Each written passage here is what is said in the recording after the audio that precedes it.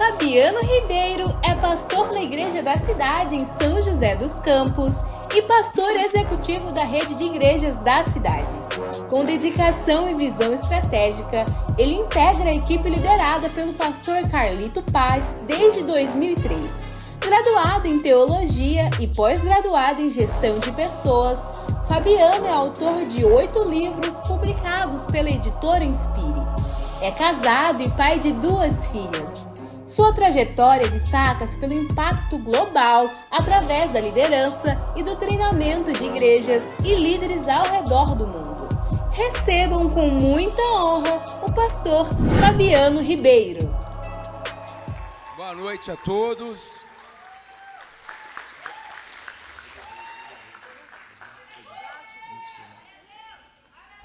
Pode sentar-se, obrigado demais. Estava falando para ela levar o copo, que geralmente eu derrubo, né? Bom demais, obrigado pelo convite.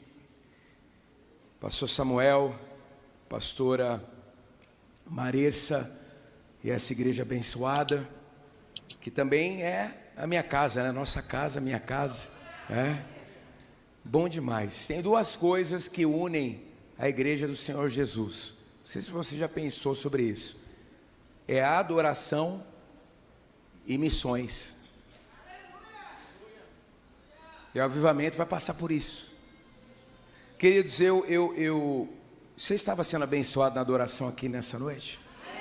Amém, amém. Você acredita que o seu nível de intensidade, entrega na adoração interfere na atmosfera do culto? Você acredita nisso? É muito importante você entender isso. A gente tem o nosso secreto, a nossa vida com Deus, mas a gente tem também o aspecto coletivo. Enquanto nós estávamos adorando ali, eu li rapidamente ali a história de Paulo e Silas, quando eles estavam encarcerados injustamente, porque repreenderam o espírito de adivinho ou de adivinhação que estava sobre uma moça, uma mulher, que dava lucro para pessoas que exploravam essa mulher com o favor dessas entidades espirituais. E não é só expulsar os demônios que agiam, cortou um fluxo de um dinheiro que aqueles homens recebiam. Está vendo a importância desse assunto dinheiro nessa série que vocês estão, nesses 40 dias? É muito importante. E então eles foram julgados injustamente e foram rapidamente punidos. E eles estavam destruídos. Imagina só. Eles estavam com os seus corpos dilacerados, mas eles optaram pela adoração, não é isso? Diz o texto, né? Por volta da meia-noite, Paulo e Silas estavam orando e cantando hinos a Deus. Os outros presos os ouviram e de repente houve um terremoto tão violento que os alicerces da prisão foram abalados. E imediatamente todas as portas se abriram e as correntes de todos se soltaram. Então, você não vem para um culto para olhar o pessoal da adoração adorando, e nem a pessoa que está do seu lado. Você é um catalisador para ativar o céu no culto. Vou pedir só para tirar esse pad aqui, que eu me confundo. Eu tenho um pouquinho de dificuldade. Obrigado. Você traz fogo para o culto. É como se você pudesse mostrar um pouquinho do seu secreto aqui. Tem gente que fala assim para mim: nossa, pastor, o culto de domingo é tão rápido e tal, né? A gente fica com aquela vontade de... Lá na nossa igreja são vários cultos, né? Aí eu brinco assim: quem tem muita vontade em queimar coletivamente, no sentido de falta, é porque não está queimando individualmente, né? Não põe na nossa conta, não.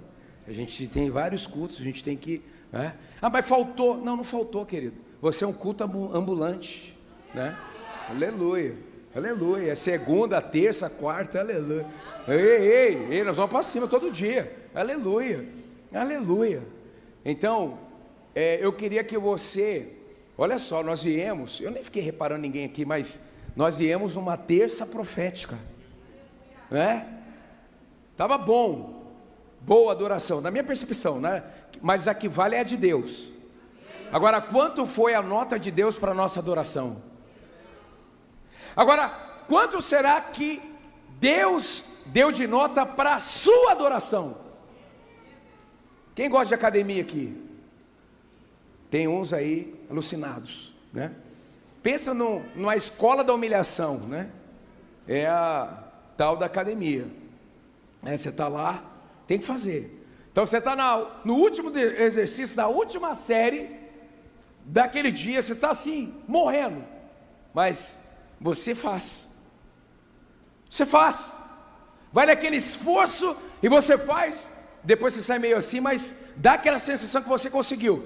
Eu queria que a partir de hoje você olhasse para a sua adoração como se fosse a última série do seu exercício naquela academia, mesmo não tendo vontade, mesmo com todas as circunstâncias adversas, você vai romper em adoração ao Senhor, que merece sim o seu melhor.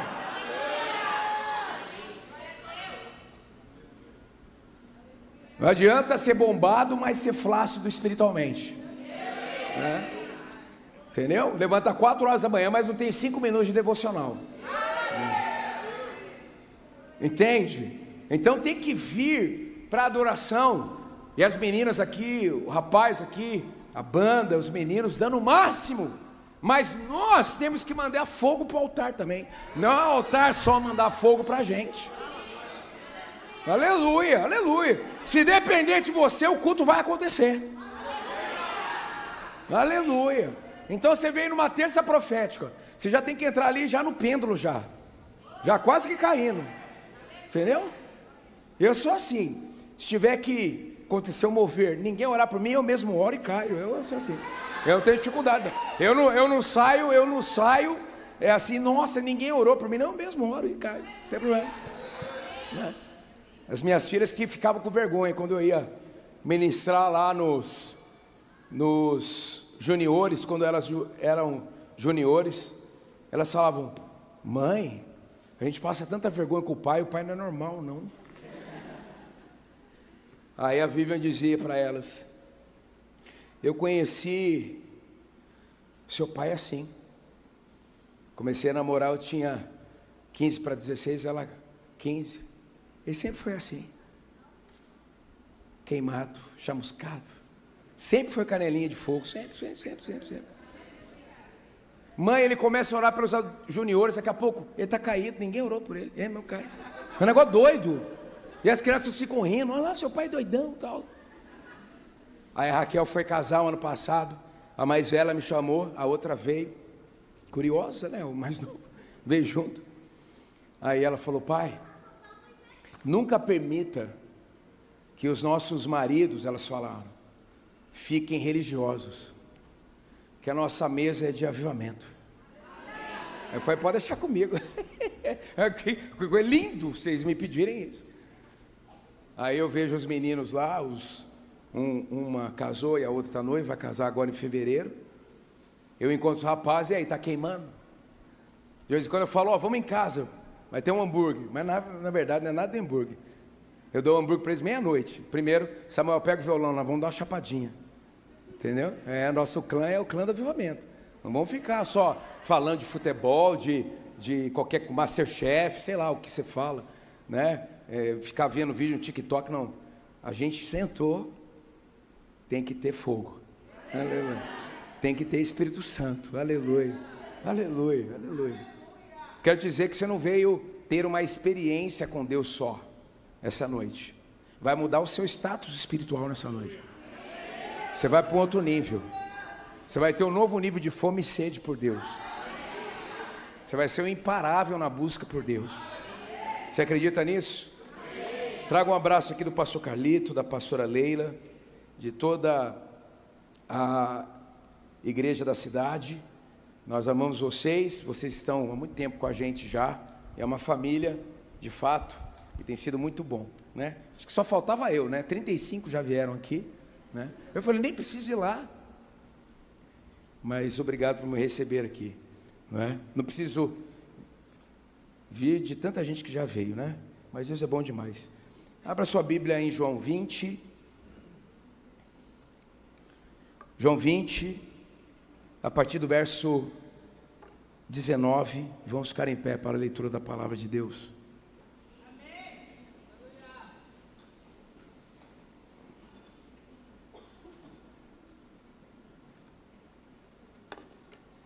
Diz assim o texto, já no contexto da ressurreição de Cristo, ele já estava ressurreto.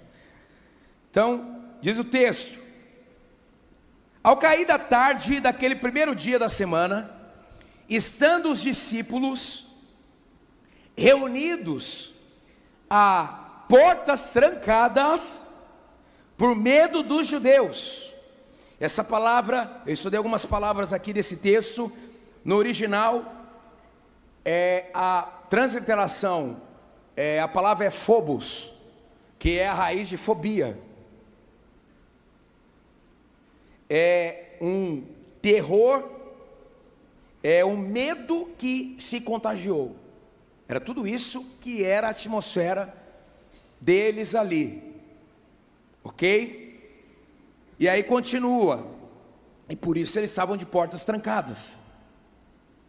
Jesus entrou, né? Eu fui pastor de crianças, tudo eu fico imaginando, então já tem até barulhinho para mim. Entrou. Portas trancadas, ele entrou.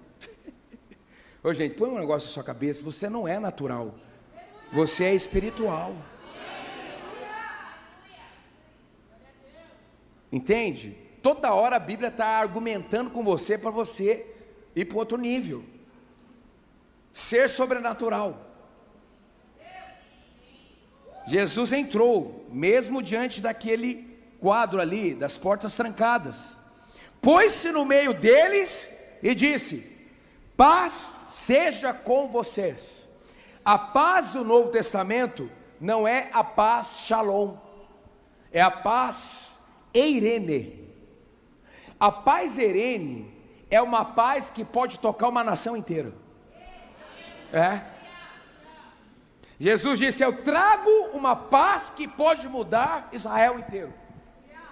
Eu trago uma paz que pode mudar o mundo inteiro. Essa paz é um estado de tranquilidade nacional, a ausência da devastação e destruição da guerra. Eirene é paz entre indivíduos. Eirene é prosperidade e segurança. Meu Deus, aleluia. Quando Jesus diz a paz seja com vocês, Ele está trazendo essa palavra em toda a essência da sua etimologia. É uma paz num outro nível. Em alguns aspectos supera até shalom. Uau! E diz assim: tendo dito isso, mostrou-lhe as mãos e o lado. Os discípulos alegraram-se quando viram o Senhor. Essa palavra, esse verbo alegrar, significa ficaram extremamente alegres. Extremamente alegres. Houve uma troca de atmosfera, porque onde Jesus está, há uma troca de atmosfera. Você acredita que você pisa no ambiente, e se tem pessoas ali que estão pensando em tirar a vida, elas desistem?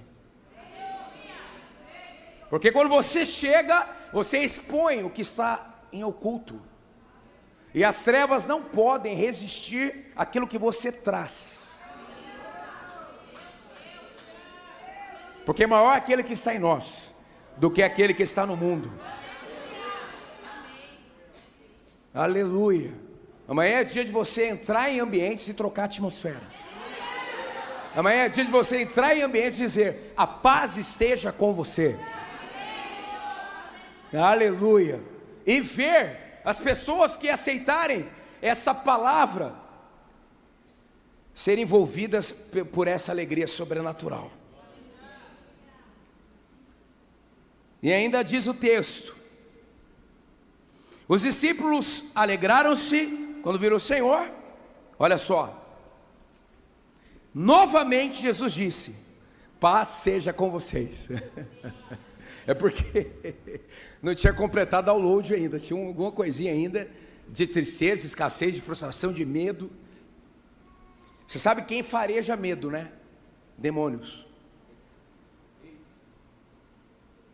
Existem os demônios farejadores. Todo tipo de pecado, inclusive medo gerado por escassez, incredulidade, orfandade, dúvida.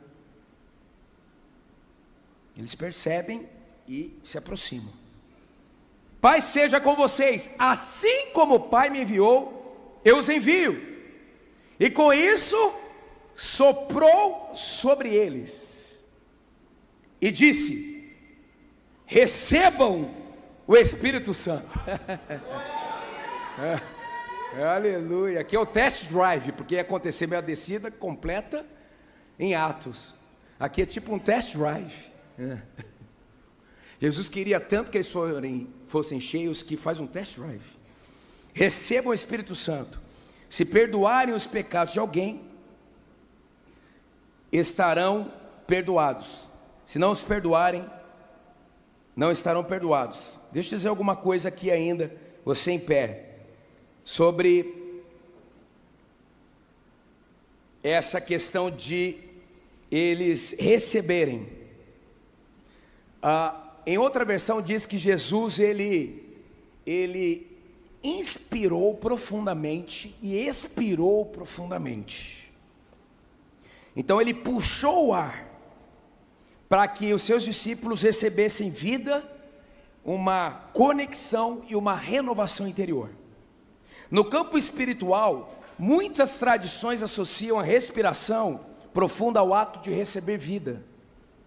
Na Bíblia é uma linguagem simbólica sobre o sopro de Deus.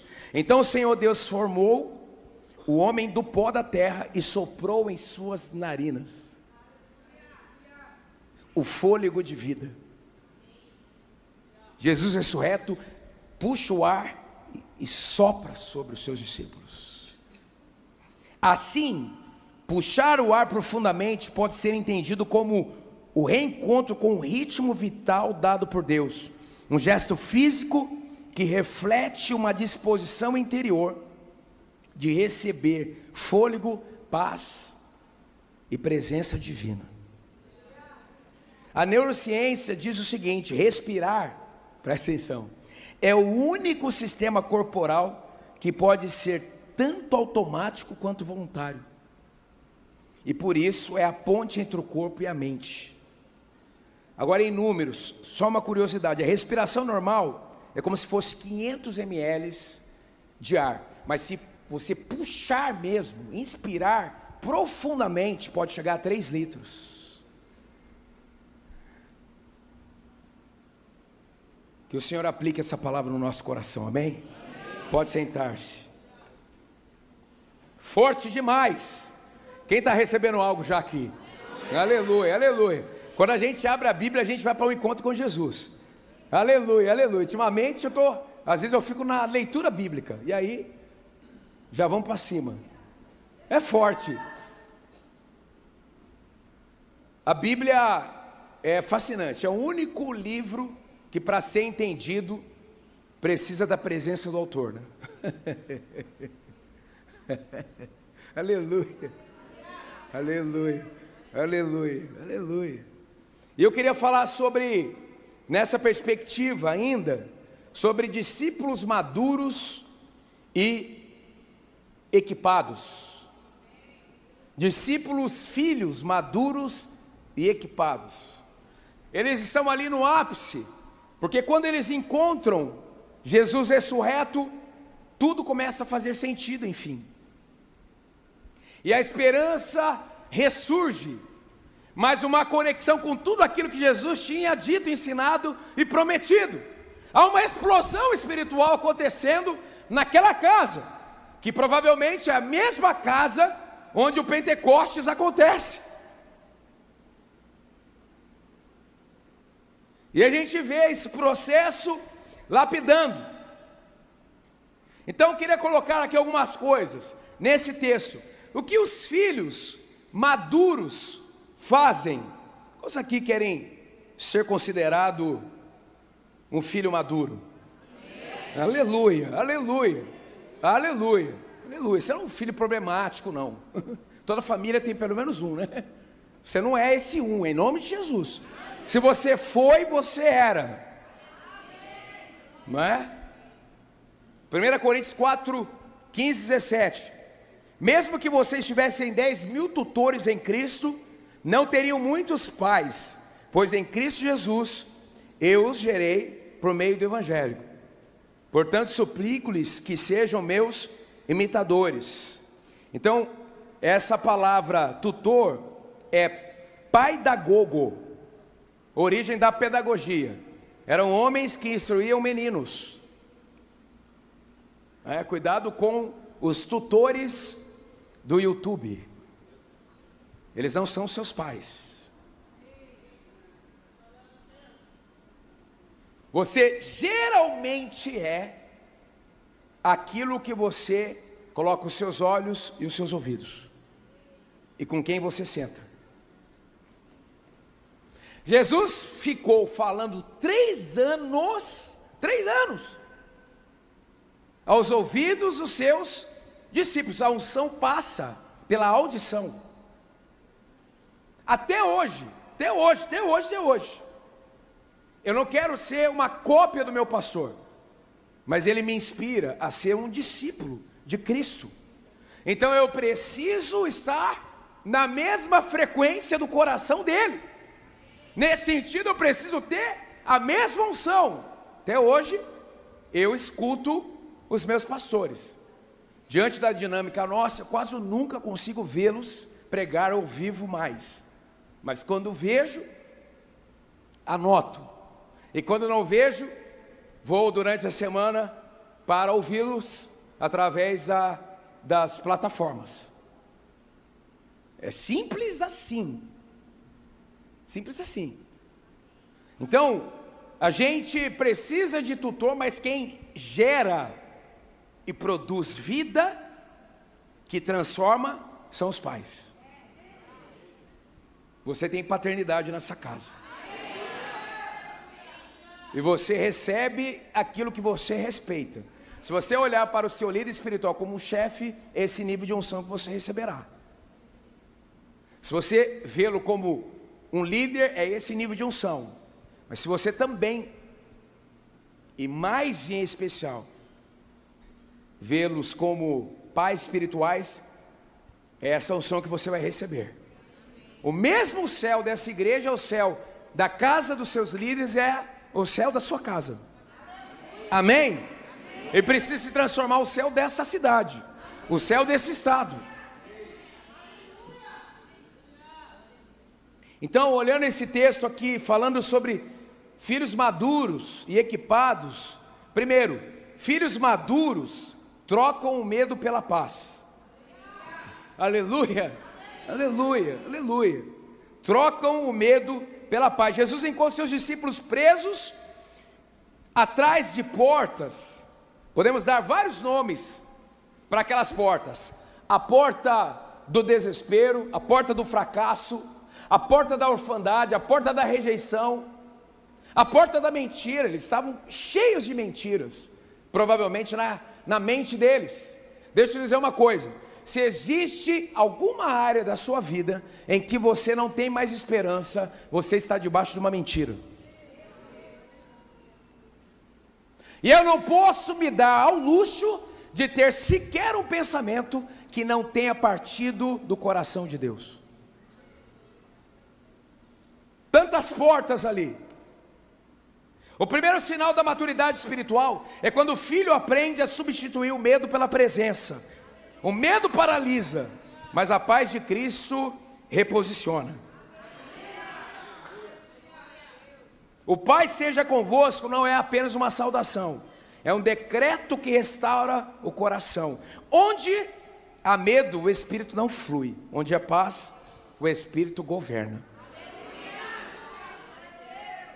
1 João 4,18. No amor não há medo. Ao contrário, o perfeito amor expulsa o medo. Você não terá medo mais de acordar pelas manhãs. O pavor noturno não te alcançará mais. Porque Deus trabalha no turno da noite. 1000 cairão ao meu lado, 10.000 à minha direita, eu não serei atingido. Praga alguma chegará à minha tenda. O sangue de Jesus está lá, nos umbrais da minha casa. Se o diabo entrou com opressão na sua casa, abre a porta e o expulsa. Ele errou de endereço. Ele errou de endereço. Você não vai dar lugar para demônio, que é lugar de anjo. Vai para cima. Quantas vezes em casa eu abri todas as portas. Pode sair, capetada. A janela saindo. Vai sair, não sai, não sai. Vocês erraram o endereço. Não é aqui não. Aqui é casa de paz. Aleluia. Aqui é casa de paz. Aleluia. Aleluia. Para de olhar os conflitos familiares simplesmente como desentendimentos. Há demônios trazendo a guerra nesse sentido, a discórdia na sua casa. Pare de enxergar o espiritual na lente natural. Dobre os seus joelhos. Ande com o travesseiro dos seus filhos profetizando. Não, eu já fiz cada doideira. Só que eu não entreguei meus filhos para o diabo, eu não deixei. Porque os demônios vieram com força. Porque não conseguiram em você, vão querer pegar o quê? A próxima geração. E o seu legado estará na próxima geração. Não tem legado do jeito que tem que ser sem a próxima geração. Segundo, o que os filhos maduros fazem? Filhos maduros transformam marcas em testemunho. Ei, Rebacainas, aleluia! Fui pregar lá na cidade. Cada hora muda, né? Como é que é o nome agora? Nem eu sei, mas cidade, nossa conferência anual. Cidade Conference agora. Cada hora muda o nome. Acabou, veio um pastor e profetizou 25 minutos nessa cabecinha aqui. Eu falei, meu Deus. E uma das coisas que ele me disse é o seguinte: Fabiano, o seu legado não é a sua cura. O seu legado é o seu fruto. Paternidade bem resolvida é a sua cura, não é o seu legado. Paternidade bem resolvida é a correção de rota. Porque a ferida exposta e não tratada atrasa o destino.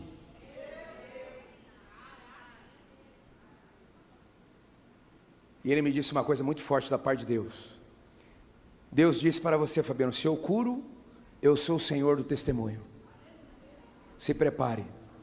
Você não tem noção do que vai acontecer na sua vida. Eu falei, meu Deus, eu estou querendo me aposentar já.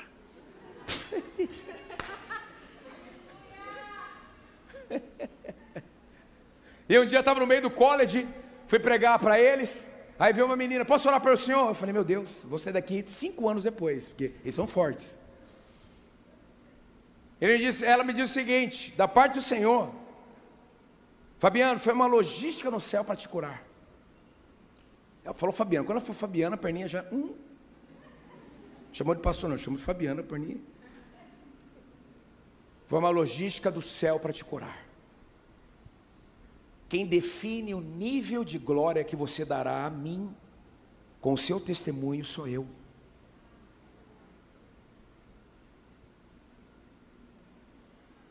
E eu que decido em que nível de influência você alcançará. Receba ânimo. Eu já estava caído, babando. Receba forças. Renove suas expectativas. Jesus mostrou as marcas. Elas podiam ter sumido. Porque as marcas são registros de que você venceu e mudou de patente. Porque quando você vence em algo, você ganha autoridade sobre aquilo.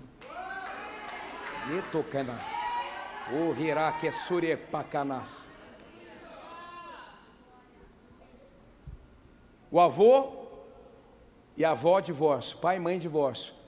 Você será tentado a se divorciar.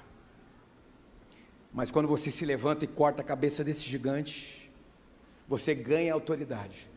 O avô se divorciou, pai e mãe se divorciaram, você e sua esposa cuidam de famílias. Ó, mandando pro diabo. Se depender de nós, o diabo não vai sair do terapeuta. É sem fim. Ele está cada vez mais maluco, porque a glória de Deus está aumentando em nossa vida. Aleluia, aleluia. Jesus estava dizendo assim, ó, olhem, é possível, as marcas, olhem as marcas. É possível vencer sem deixar de esquecer das cicatrizes, mas cheio de propósito. Você recebe? Amém. Os filhos maduros fazem. Terceiro, filhos maduros priorizam o reino.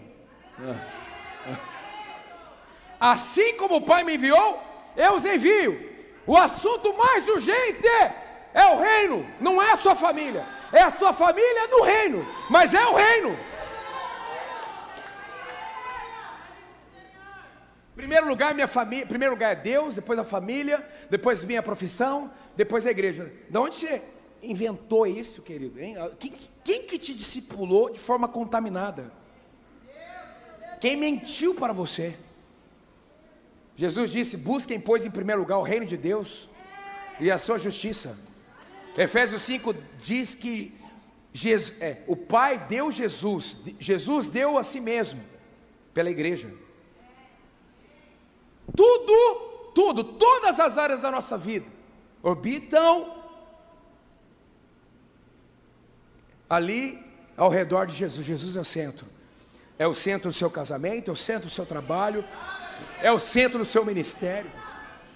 Meu Deus, eu vejo aqui, gente, um potencial ainda muito grande. Você tem que sair dessas portas trancadas. Você vai ver, essa igreja vai explodir. Eu vou voltar um dia aqui, numa terça profética, ou quarta profética, ou quinta, sei lá. Vai ter gente em pé, vai ter que fazer duas, 3 sessões. Sabe por quê? Porque você vai abrir a porta. Você não vai ficar mais trancado. E o seu potencial vai aflorar. Definitivamente você precisa dizer, Senhor, seja o centro. E vai ser uma explosão espiritual na sua vida. Não coloque em quinto, quarto, aquilo que Jesus diz que é Deus diz que é o primeiro. Filhos maduros entendem que não foram salvos apenas para ir para o céu, mas para manifestar o reino na terra. O envio é o sinal de confiança divina. Jesus confia neles o mesmo propósito que recebeu do Pai. Quem crê em mim fará as mesmas obras que tenho realizado, fará coisas ainda maiores, porque eu estou indo para o Pai. Leia um livro chamado Formador de Heróis. Você vai ficar, se você já é meio esquisito para alguns, você vai ficar completamente esquisito mesmo. Formador de Heróis. Sabe o que você vai entender? Que a grande comissão é para fazer discípulos. E como que você começa uma igreja? Fazendo discípulos.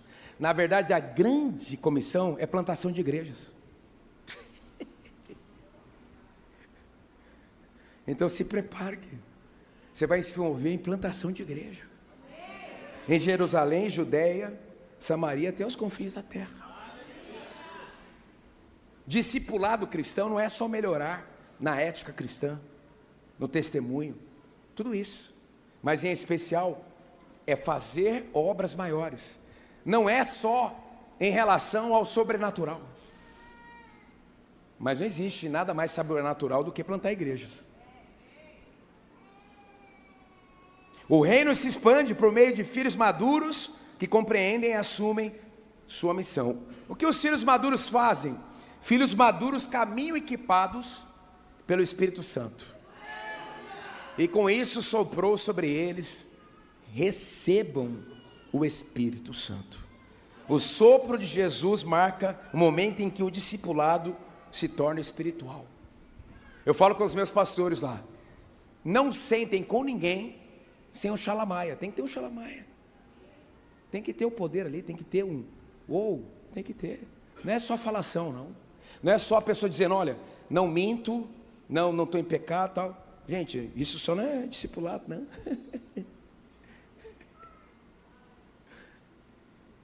Não é só prestar contas. Paulo disse para os cristãos em Roma, imagina só o quanto eles estavam pressionados naquele contexto do século I. Imagina. Sabe o que Paulo escreveu para eles? Não vejo a hora de estar com vocês, a fim de compartilhar algum dom. Paulo está dizendo assim, ó, nós vamos ter aqueles momentinhos do reteté, vai ter. Sabe o que acontece com os fundamentalistas aqui no Brasil? Eles querem a teologia de Paulo e não o fogo dele. Ele foi para o terceiro céu. Ele falava línguas mais de todos os outros. Eu falo tantas línguas espirituais que eu até penso em línguas. Eu tenho certeza que o dom de línguas também me trouxe até aqui hoje. Não surtei, não fiquei maluco. Eu não desisti. Muitas vezes eu sabia como orar. Madrugar. Se Paulo, que é Paulo, orava em línguas, eu não vou orar. E é o mesmo que diz: busquem com zelo os melhores dons. Tá a dica aí, ó. Lê o livro lá que eu escrevi, Queimando no Secreto. Tem um capítulo lá só sobre línguas espirituais. Eu falei: gente, vai pegar. Sabe o que aconteceu? Ganhei um prêmio. É o melhor livro no Brasil para intimidade com Deus em 2025. Ganhei um prêmio Abaité dos editores cristãos. Fui lá na Expo pegar e o vencedor é Queimando o Secreto. Já orou, pai? Já fui, já. Ei. E um monte de gente tradicional votou no livro. Aleluia. Competi com um monte de livro lá. Coloquei lá. Você quer ter um secreto incendiário? Tem que falar em línguas. Pastor, como que é falar em línguas? É isso aí, queridos. Aleluia. Tem gente que fala assim: eu falo em línguas. Vai assim, tá, a igreja toda desmaiada. Daí ele dá uma rajadinha. Só isso. Ele fala em línguas. Ei, presta atenção. Como é que você ganhou fluência em um idioma? Repetindo e treinando. Tem gente que fala 2, 3 idiomas da terra e não fala meio do céu. E ainda critica quem fala. O que Paulo disse? Quem fala em línguas fortalece o seu homem interior. Meu Deus. Filhos maduros caminham não por esforço humano, mas pela energia do Espírito. Onde há sopro, há propósito. Onde há Espírito, há poder, igreja. Há poder. Não é verdade que você entrou aqui cansado? Mais ou menos uns 10 minutos de louvor, você já estava: ei, o Red Bull do céu, você já já sai correndo aqui, embora, meu Deus, já arregaça aqui a calça, sai correndo, tão cheio do Espírito Santo. Chegou aqui com a bateria, murcha, e a adoração começa, e aí é ativado em você o que você não pode deixar de ser ativado. É a consciência da presença de Deus, porque você é um hospedeiro da presença de Deus. Vasos de barro com um tesouro chamado Espírito Santo de Deus, como Paulo mesmo escreveu. Somos vasos de barro com um precioso tesouro. Gente, eu amo o Espírito Santo demais. Meu Deus. Com 15 anos de idade eu dobrei meu joelho, o Espírito Santo veio sozinho. Eu estava sozinho. Eu era dessa igreja que eu sou até hoje, mas nossa igreja era muito tradicional. O Espírito Santo veio sobre mim. Eu falei em línguas 4 horas, pulando assim, ó. Falei: gente, se entrar alguém aqui de casa no quarto, já era. Quando eu abri os olhos pela manhã, nunca mais vi o mundo tudo do mesmo jeito. Tinha cores que eu nem percebia. Minha vida mudou completamente. Eu ia passar um monte de coisa ainda na minha história, tá? Tudo aí nos livros. Mas o fogo nunca dorme, fogo nunca apaga, nunca apagará. Não. Aleluia, aleluia, aleluia. O pessoal fala assim, Senhor, é empolgado, né? Não, é assim, calma aí. Um órfão curado torna-se um filho apaixonado, extravagante. O Espírito Santo não respeita a personalidade. Quem é cheio, é cheio. Ah, é o meu jeitão. Não, o seu jeitão é ser chapado. Você não precisa da pirueta celestial, mas acho que você consegue levantar 5 centímetros das suas mãos na adoração. Você está cheio. Aleluia. Aleluia. E por último, filhos maduros transformam realidade. Se perdoarem os pecados de alguém, estarão perdoados. Se não os perdoarem, não estarão perdoados. É o nível da autoridade, meus amigos. Aleluia. Jesus estava em Cesareia de Filipe, porque tem a Cesareia marítima. Estava na Cesareia de Filipe. Quando você for a Israel, amém. Lá na nossa igreja a gente fala amém. Quando você for a Israel, amém. Vão te levar lá. Vão te levar lá. Naquele mesmo lugar que Jesus disse, as portas do inferno não prevalecerão contra a igreja. Você acredita? Pode pesquisar. Que até hoje naquele lugar mantém-se algumas características. Por exemplo, muita água. Por isso que as pessoas iam lá fazer trabalhos espirituais. Os persas foram lá. Os gregos foram lá, os romanos foram lá, e os judeus foram lá, para aprender. Jesus leva os 12 lá. Aquele lugar é o lugar mais próximo do inferno, naquele contexto de Jesus. Ali, cada civilização que dominava Israel, pegava aquele lugar, e mudava de placa a igreja, e colocava suas entidades. Até hoje a gente vê aqueles furos nas cavernas, aqueles buracos, onde aconteciam sacrifícios humanos e de animais. Até hoje tem cravado nas paredes expostas das montanhas, o lugar onde as entidades esculpidas eram encaixadas. Naquele ambiente opresso, demarcado por Satanás e seus demônios, Jesus leva os 12.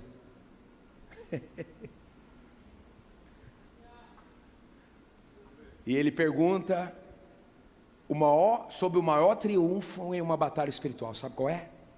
Você não esquecer de quem ele é e de quem você é. E vocês?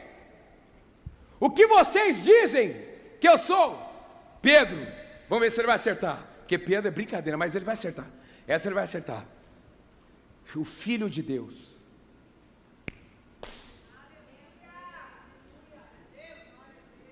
Aleluia. Não adianta, inferno nenhum pode contra um Filho de Deus posicionado. Filho de Deus. Ele diz, não foi carne nem sangue que te revelou. E ele, para deixar Pedro humilde, já olha para o céu, obrigado Pai, porque o Senhor revelou coisas profundas aos pequeninos. Pedro, eu edificarei a minha igreja sobre você, e as portas do inferno. Já que você disse quem eu sou, vou dizer quem você é. Porque quando você diz quem eu sou, os seus olhos se abrem para você perceber quem você é.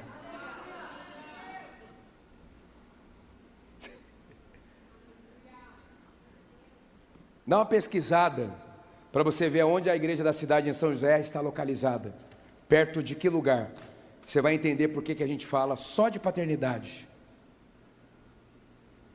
Nós estamos numa batalha espiritual, num lugar territorialmente marcado por entidades que geram orfandade em nossa nação.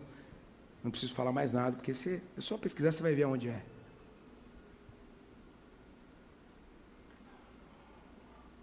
Vamos ficar em pé. Você recebe essa palavra? E nessa noite, o Espírito Santo quer vir sobre você. Pode deixar a luz acesa, pode deixar a luz acesa, só para mim enxergar isso aqui. Isso. O Espírito Santo quer vir sobre você. De um jeito novo.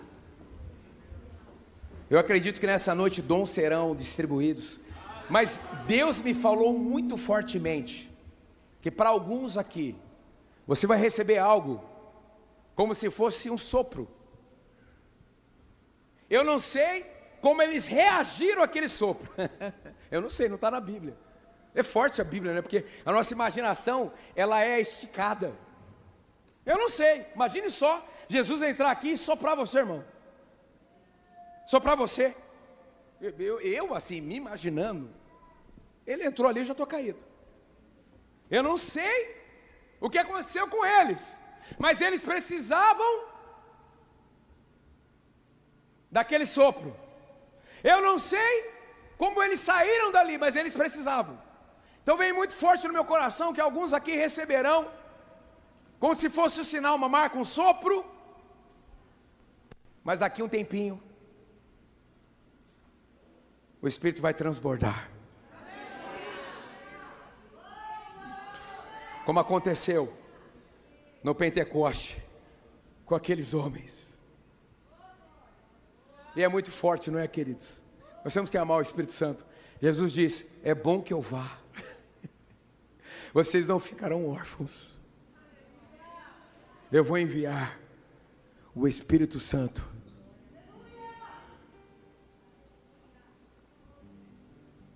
Esse Espírito que batiza com fogo e com poder.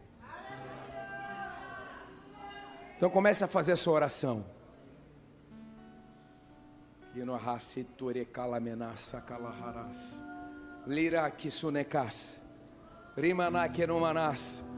Vamos imaginar Jesus entrando neste lugar. Ele agora ressurreto. Nós estamos dentro de uma casa. Cheio de medos e incertezas. E ele transpassa as portas.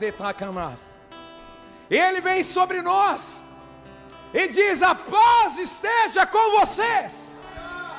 Ei! E o nosso coração se enche de alegria. Ei, Tonai Kalasa. Ei, eu profetizo um novo nível de alegria em sua vida. É tempo de celebração, aleluia. Ei, Tonai Kalasa. Será o seu Natal mais feliz até aqui. Mas ele entrou na casa, trocou a atmosfera de medo, mostrou suas marcas, para nos encorajar a perseguir em meio às nossas marcas. Ressurreto, com o corpo glorificado, ei! Ele está ali, e aquele ambiente de medo e de morte se transforma numa conexão céu e terra. Céus e terra se unem com o Cristo ressurreto. O véu se rasgou, não há mais separação. Ei! Aleluia! Rebacai sonamanás. Jesus ressurreto sopra sobre os seus discípulos, e algo novo começa a acontecer. A partir daquele sopro, a igreja nunca mais fora a mesma, porque o embrião da igreja já nasce pelo poder do Espírito Santo. O sopro que gera vida. Vai orando, querido. Vai orando. Deixa Ele te soprar, rebacalas. Deixa Ele te soprar. Deixa Ele te soprar. Deixa Ele te soprar.